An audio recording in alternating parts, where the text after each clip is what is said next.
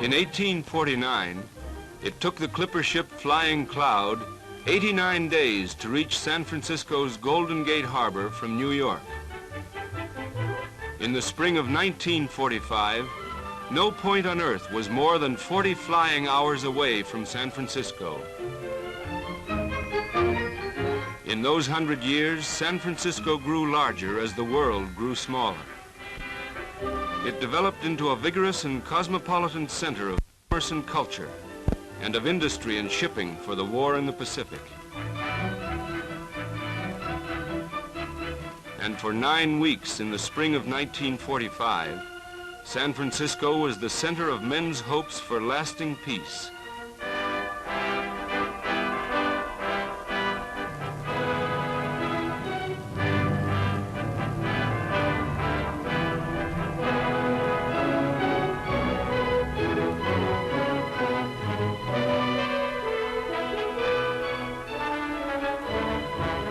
Delegates representing 46 nations came to San Francisco on April 25th, 1945.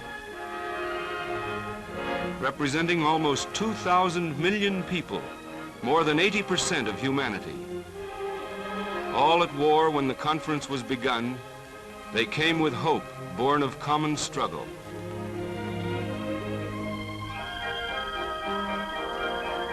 They came to design together machinery to end war, a curse which in 30 years had killed 40 million human beings.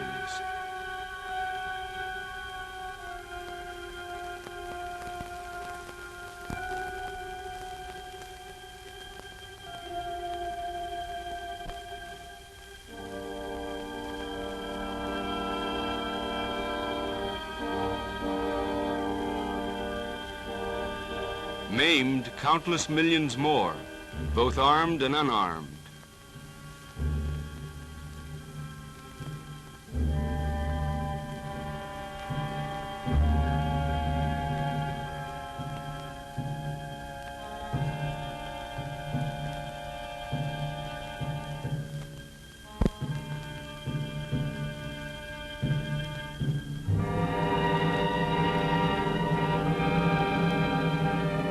When the conference convened, Franklin Roosevelt was missing. The man who helped weld the United Nations together as a fighting team and who worked to keep them united in the peace to come had died before he could see his dream come true. But his words were in every mind and heart. 25 years ago, American fighting men looked to the statesmen of the world to furnish the work of peace for which they fought and suffered. We failed them. We failed them then, we cannot fail them again and expect the world to survive again.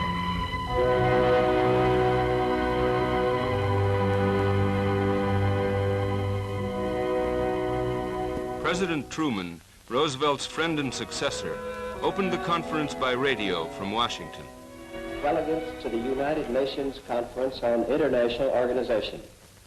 It is not the purpose of this conference to draft a treaty of peace in the old sense of that term.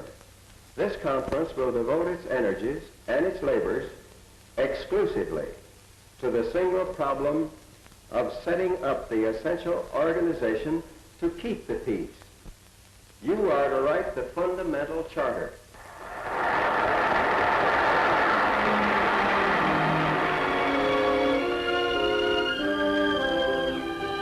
As the delegates broke up that first night, the task before them was clear: to chart the course toward realistic international cooperation to preserve peace. This was the responsibility vested in them by a war-weary world.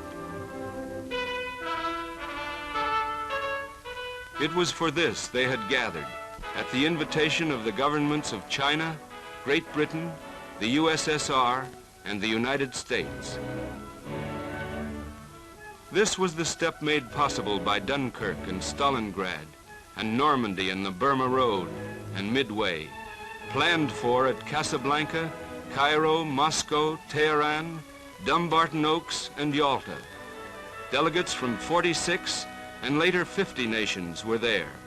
But there in spirit, too, were the victims of Warsaw, Coventry, Shanghai, Lidice. The hopes of the living and the dead were concentrated in the hands of the representatives meeting at San Francisco. Together they organized the huge problem ahead of them.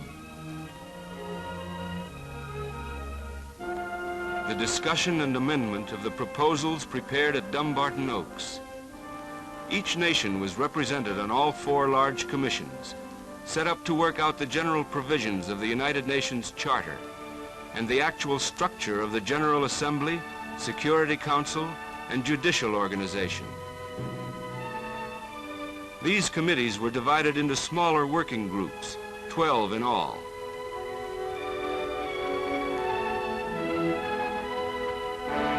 Chinese, English, Russian, French, and Spanish were the standard means of exchange among many languages spoken.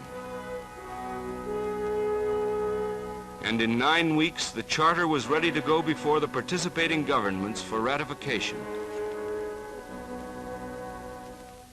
In the General Assembly of the United Nations Organization, each member will have 1 vote. Any matters within the scope of the charter will be discussed here.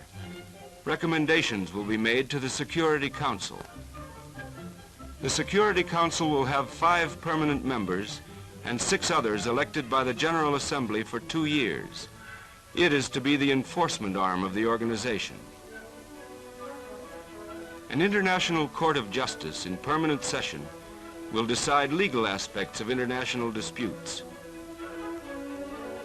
The Economic and Social Council will have 18 members elected by the General Assembly. Special agencies like the Food and Agriculture Organization will be affiliated with it. The Trusteeship Council, for the advancement of territories held in trust, will be part of the General Assembly. It will be equally divided between those nations which administer trust territories and those which do not. There will be a secretariat to do the administrative work of the organization.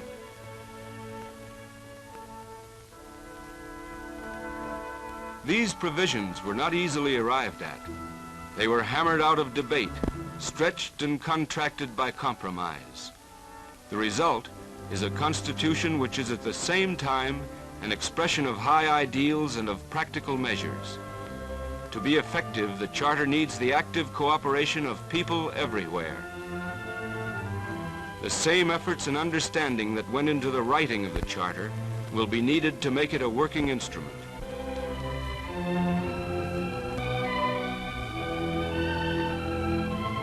To fulfill the mutual responsibilities of nations as set forth in the Charter, to bring about free world trade and the full employment of man's productive resources, men and women of goodwill everywhere must come to know and understand one another.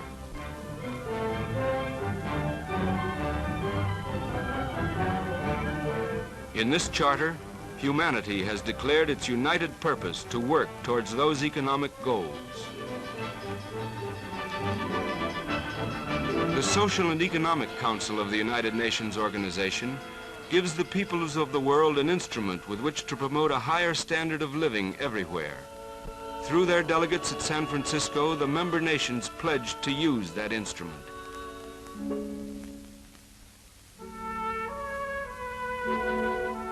They pledged, too, to stimulate the exchange of culture among peoples, and, in the words of the Charter, to practice tolerance and live together in peace with one another as good neighbors. At San Francisco, 50 United Nations reaffirmed their faith in the dignity and worth of the human person, without distinction as to race, sex, language, or religion. The representatives of 2,000 million people pledged to promote freedom from fear and freedom of expression, freedom from want, and freedom of worship.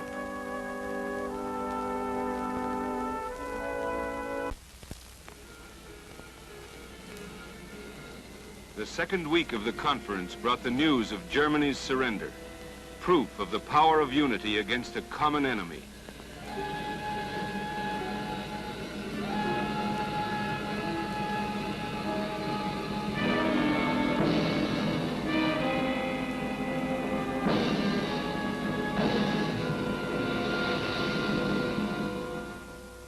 But in their wake, the Germans left horror and devastation, a specter of fascism and the price of total war, which would haunt civilization for decades to come.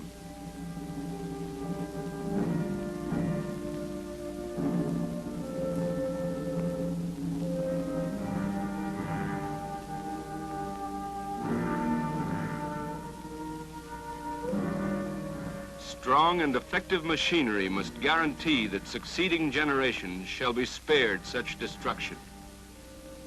Therefore, at San Francisco, the delegates of the United Nations took concrete steps to settle their disputes by peaceful means, to prevent threats to the peace, to suppress aggression, and pledged to place their armed forces at the disposal of the international organization.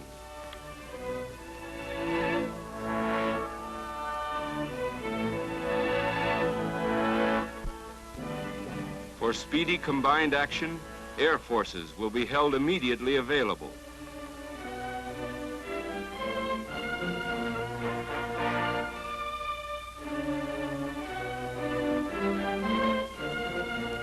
Final responsibility is vested in the powerful Security Council, authorized to work swiftly and effectively with the aid of its military staff committee.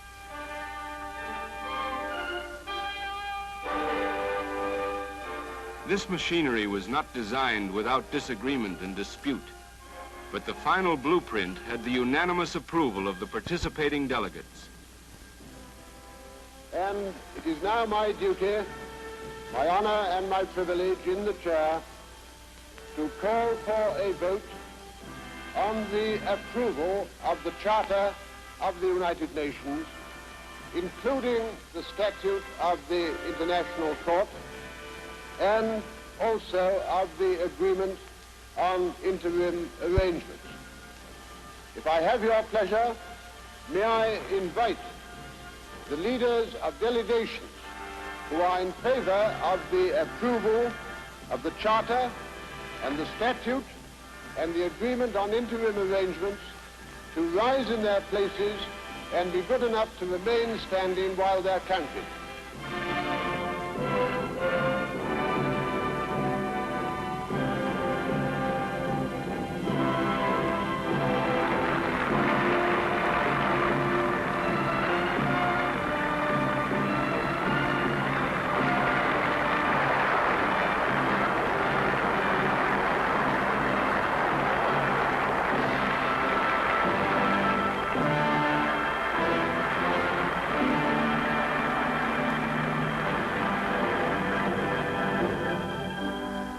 This was a people's conference, responsible to the conscience of the world.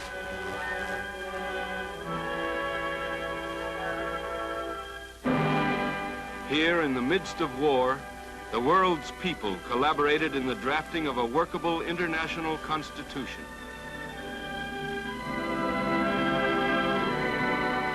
It was a conference to write a people's charter, opening with the words, "We, the people of the United Nations, determined to save succeeding generations from the scourge of war, which twice in our lifetime has brought untold sorrow to mankind."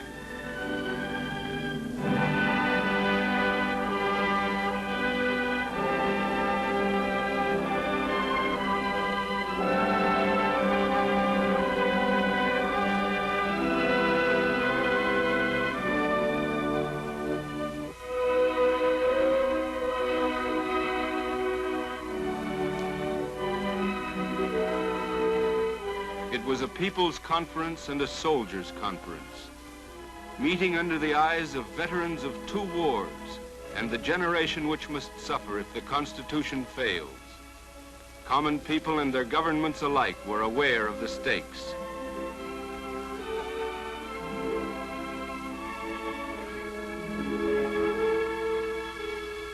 There were many who doubted that agreement could ever be reached by these 50 countries, differing so much in race and religion, in language and culture. But these differences were all forgotten in one unshakable unity of determination to find a way to end wars.